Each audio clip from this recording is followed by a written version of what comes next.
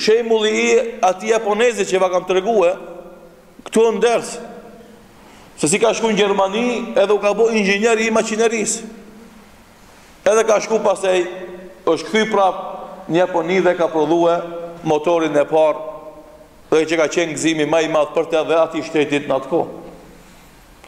Andaj, këtë ulemat bashkohor e përmendin Japoninë dhe Turqinë si dy shembuj të dy shteteve para luftës parë botërore dhe pas luftës parë botërore.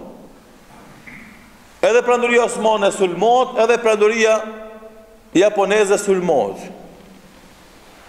Mirë pa ata e vazhdojnë zhvillimin, pa e lënë fen, edhe feja e tyre s'mund të krahasohet me fen tonë.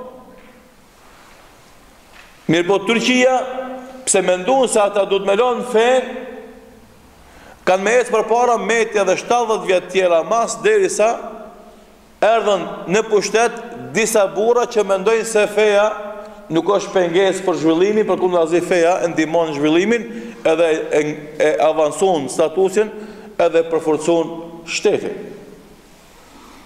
Ata idhujtar japonez hala vazhdojnë me fenë e tyre dhe kanë ecë përpara shumë.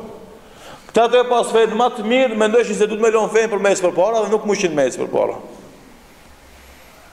Edhe gjithë na e dim se erdh puna që një shtet komunist pa fe mu bo më I fortë se Turqia me shku me që mallë prej këtu I tena atje.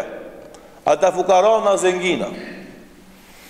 Kur fillon me ardhburat me fe në pushtet edhe në sundim atje, vazhdoi ajo tradita e vjetër që nga Perandoria Osmane. Jo veç neve, por këtë dunjos mi shit mallë. Se ku të kapësh ma që është e jotja, ecë përpara, kur e lëna që është e jotja, e mendon se me të hujen, nuk mund është me ecë përpara.